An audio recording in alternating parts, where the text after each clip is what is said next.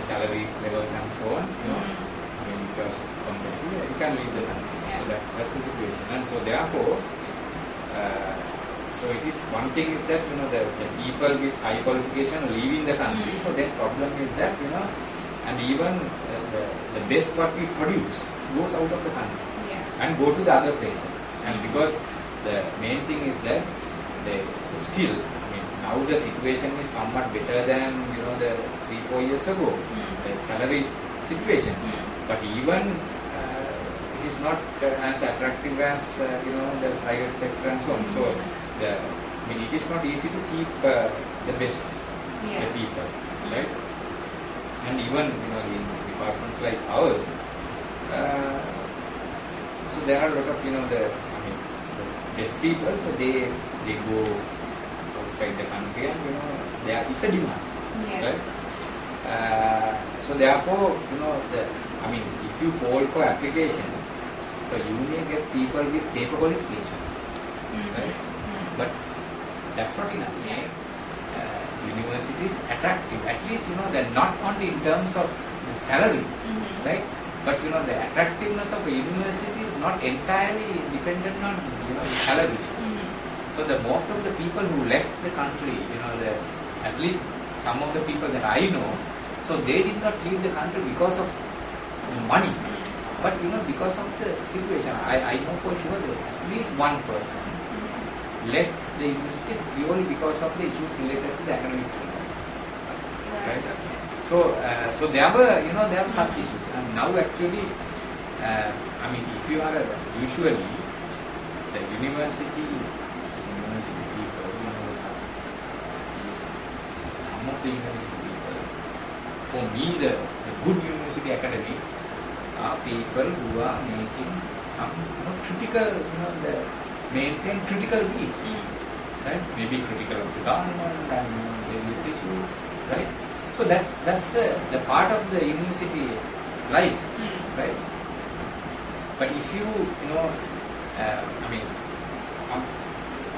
I'm really, you know, saying with hard evidence, right?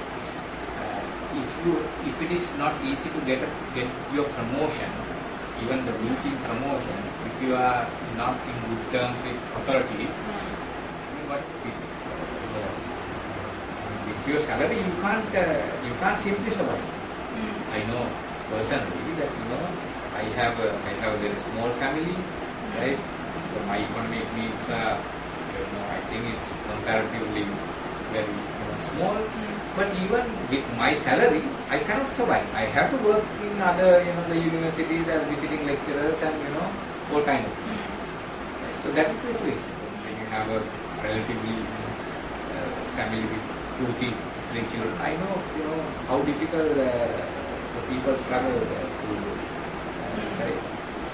I mean, even some of our colleagues keep asking exactly what our position will be on, you know, for example, private universities. Right? Whether we completely against private universities. I don't know, we can discuss those things. So I think, I have to admit that, you know, there's no unanimity among the entire academic community over these issues. Right? And, you know, the FUTA for that matter. Right? So there are diverse views. But you know, there's a general, you know, opinion against this commercialization of education. So that is, I mean, we see that, you know, as a broader policy issue, the education cannot be commercialized. Education cannot be converted into a commodity. So that is the basic thing. So then, you know, the skill training and, you know, I mean, other one is that how to define the university education. So that also another issue. And these are to be discussed, but, you know, I mean, here what is happening is that, you know, the number of people, small group of people who have clearly vested interest take decision on people's behalf. So that is the issue. But we took the decision to resume the credit connection and inform and also we send a letter giving a deadline to the ministry to attend to the issues. Deadline was set as 10th of April.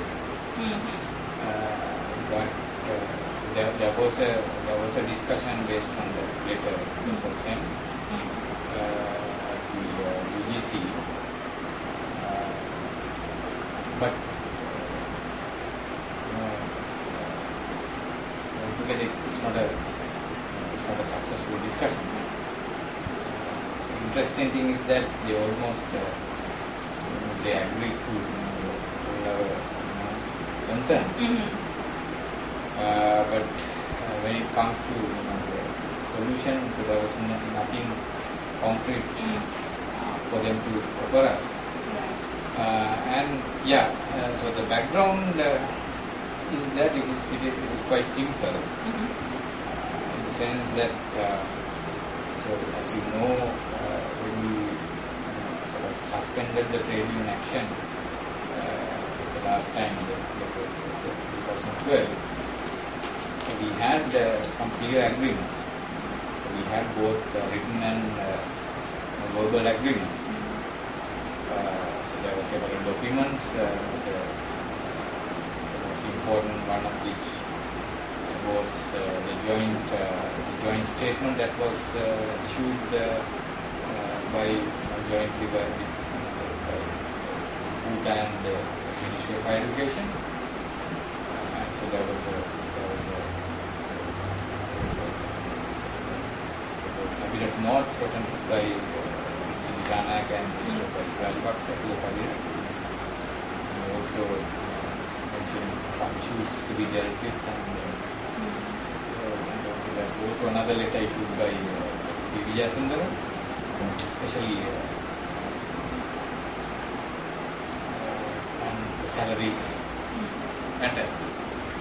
And but when you look at, and also apart from that, there were the number of verbal agreements, especially with vice chancellors and CVCD, the committee of vice chancellors and directors. So we had a meeting with CVCD members, and also we don't want to reduce it to the specific demand, because we know that if you are going to take trade union action until they give 6%, I think you have to continue strike. I don't know how long, right? So what we have done is that that we have already working on it, and that we are trying to organize a national-wide campaign around the 6% demand. So we have formed a body called National Steering Committee on Education, pursuit of the FUTA and the IUSF, and also some teachers union, and some the education administrators union. And so that is a separate campaign. So that we are not resorting to trade union action, but it's mainly the public oriented campaign. So our main target is to build awareness among public, because it's a matter, it's a public interest issue, right? So it is not actually us who have to take the initiative. It's the general public, who are keen on the upgrade of the state of education. So therefore, so what happened last time? So what we wanted to bring this to the public, discussion. We did it. I think that was successful, but we continue to, campaign for it. For example, in the third, so when we stage demonstration, we wore the 6% T-shirt. So that is that's a part of our campaign, of course. But when it comes to specific trade union demand, as you said, there are those demands, and also there are some demands. Of course, we have the research allowance demand. Our demand is to remove all the conditions allowed, because now it has been tested for the last 3 years that entirely disaster. It's a students issue. So what we are demanding is basically to appoint a committee comprising the academics with representative from FUTA as well. And also we appoint that the committee for to look into the the issue of establishing the academic Sri Lanka the academic service, right? And also appoint a presidential commission to look into the education, the crisis in the broader education sector. And also, so there's we also want to remove the gazette notification related to this the private university. Notification. But there were two. Yes. First is to they appointed special the specific authority. Yes. Yeah. So that is media so that is using the provision in the University Act. University Act. And so then that as with the power of this using the power of the specified authority, so he issued this gazette notification on this the quality assurance accreditation and other kind of things, right? So that that was exactly what they were trying to do by introducing amendment to the not an allowance to produce extra documents. What we need is salary increase. Yeah. You know why this this was introduced? This was introduced by the president some time back. This was proposed way back, I think it's 2009. This was hurriedly proposed just before the presidential election. Yeah. And this 25% allowance was proposed. I think my memory is okay. It was not a research allowance. Special 25% allowance until the permanent solution is found. But that was not implemented. So we had to resort to a trade union action to get this. So then what they did was that they introduced this 25% allowance as a research allowance, right? And with conditions attached. So from the beginning we were against this, right? We were against it. And so we wanted to, because our point was that okay, if you want to promote research, that is something else, right? So what is needed is that we need salary increment for the entire academics, right? So when you look at the setup in the universities, so there are basically three groups of people among academics, right? So there's one group who are mainly doing teaching. So they are fully committed to teaching. So these are the people, especially junior lecturers. So they are the people who bear the burden of the teaching, almost teaching burden, right? So they don't have enough time to engage in research, right? So they join, you have to work large number of courses, tutorial classes, and and so on, right? So that is not research-based university, mostly undergraduate, right? So our main, when you look at the workload, the mainly undergraduate teaching, right? So you have to,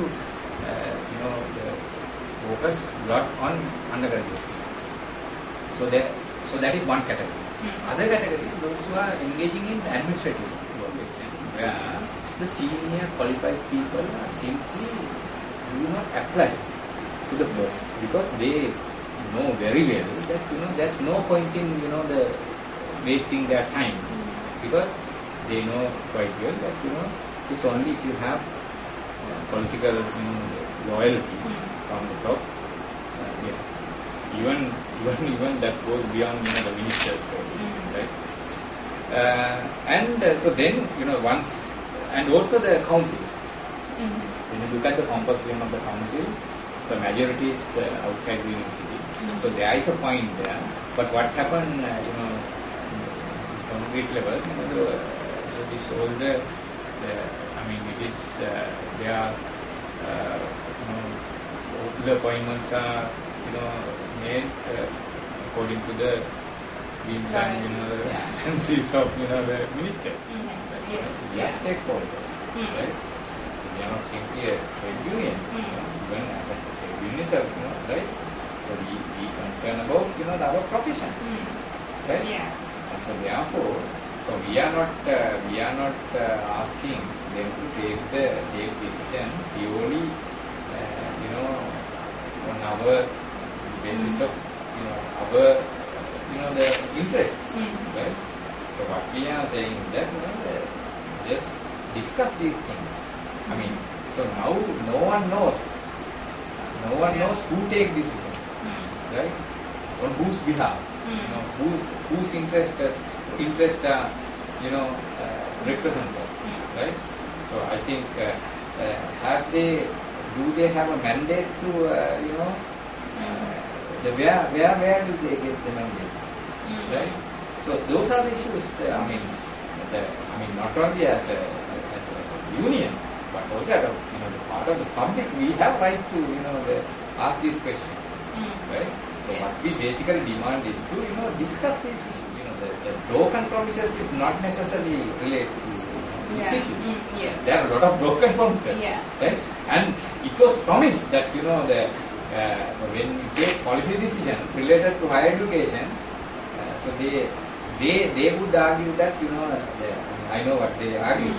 So they say that this private university thing is not something to do with the public university system. So therefore there's no need to consult our thing. But our argument is that this is so there's a broader issue, the whole of university system, and so this private the university system are strengthened at the expense of the public university system, right? For example, look at how the Minister Dissanayake, how passionately he is sponsoring the private the university system. So that is where the problem is.